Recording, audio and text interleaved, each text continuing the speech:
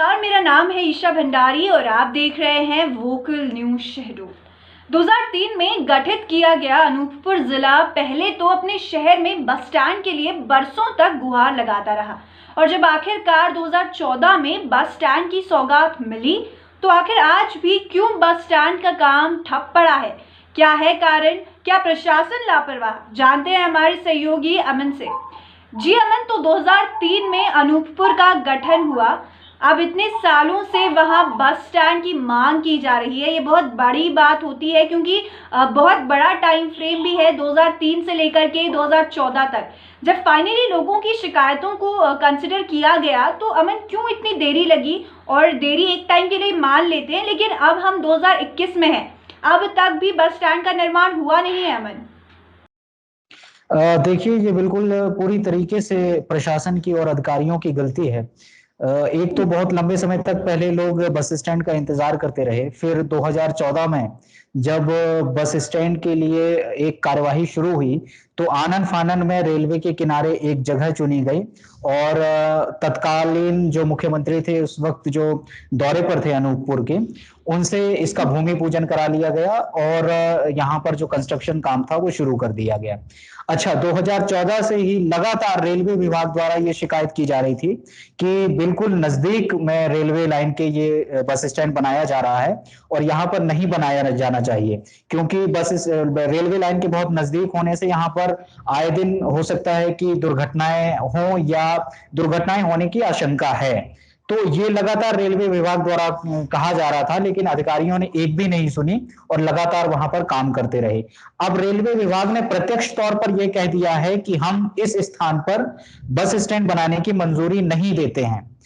अब जब रेलवे ने यह प्रत्यक्ष तौर पर कह दिया, तब अधिकारियों की आंखें खुली हैं कि यहाँ पर जो रेल अभी तक निर्माण कार्य कराया जा रहा था वो उनको रोकना पड़ा है और लाखों रुपए जो यहाँ पर बर्बाद कर दिया गया है निर्माण कार्य में, अब वो भी पूरी तरीके से बर्बाद हो चुका है, उसका कोई विकल्प नहीं है और अब नए सिरे से बस स्टैंड बनाना पड़ेगा, उसके लिए फिर से पैसे खर्च करने होंगे।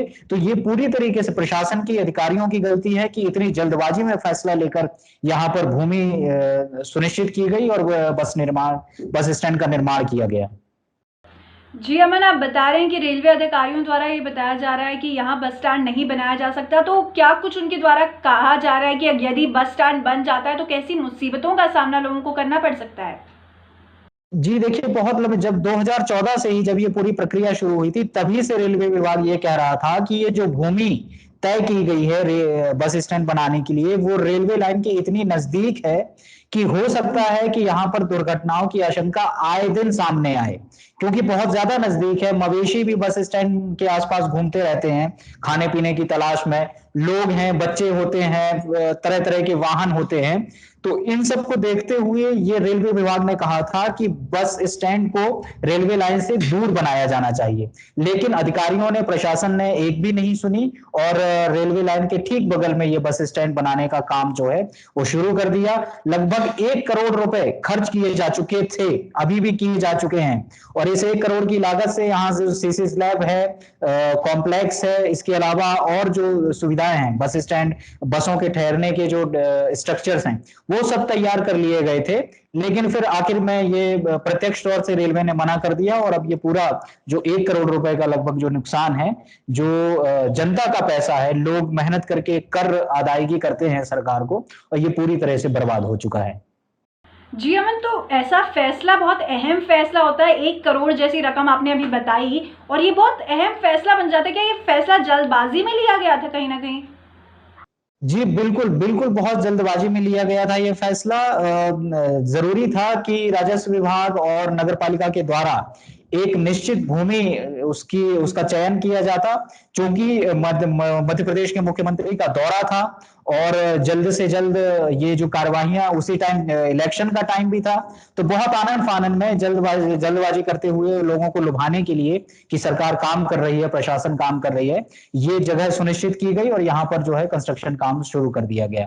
तो ये निश्चित तौर पर प्रशासन की, सरकार की एक लापरवाही कही जा सकती है कि इतनी जल्दबाजी में कार्य किए जाते हैं और फिर उसका जो नुकसान है वो जनता को भुगतना पड़ता है, क्योंकि आखिरकार पैसा जनता का ही है।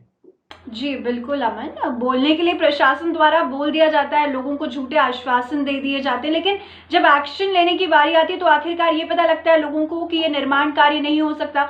कहाँ तक जायज़ है अमन ये? क्योंकि कोई लोग जो हैं वो खिलौने का खेल तो है नहीं कि जो चल रहा है कि प्रशासन लोगों के इमोशंस के साथ इस प्रकार खेलेंगे। देखिए, बहुत ही एक तरीके से क्या कहना चाहिए, लापरवाही है ये प्रशासन की, क्योंकि इस तरह के जो संवेदनशील कार्य होते हैं, योजनाएं होती हैं, बस स्टैंड 2 करोड़ की लागत से बनाए जाना था ये बस स्टैंड, वो भी 2014 में। अब की अगर लागत देखें तो ये दुगनी तिगनी हो चुकी होगी। तो इतनी बड़ी रकम फिर से लगाना, नए सिरे से काम शुरू करना, फिर कब तक ये काम कंप्लीट हो पाएगा, कब तक बस स्टैंड की सुविधा मिल पाएगी, और जो पुराना खर्चा हो चुका है उसको किस तरीके से मैनेज किया जाएगा, उसकी भरपाई किस तरीके से की जाएगी, ये सारी समस्याएं, ये सारे सवाल अब प्रशासन के सामने हैं, नगर पालिका के सामने हैं, और नगर पालिका को इसका जवाब देना चाहिए कि ये जल्दबाजी में फैसले क्यों लिए गए और इसकी भरपाई किस तरीके से होगी। बिल्कुल अमन, धन्यवाद हमें जानकारी प्रदान करने के लिए, और उम्मीद यही होगी कि प्रशासन को सोच समझकर किसी भी निर्माण कार्य के लिए मंजूरी देनी चाहिए। धन्यवाद। आज की वीडियो में बस इतना ही। यदि आप हमें यूट्यूब पर देख रहे हैं तो लाइक, शेयर और सब्सक्राइब जरूर करें, और यदि फेसबुक पर देख रहे हैं तो लाइक और फॉलो जरूर करें। धन्यवाद।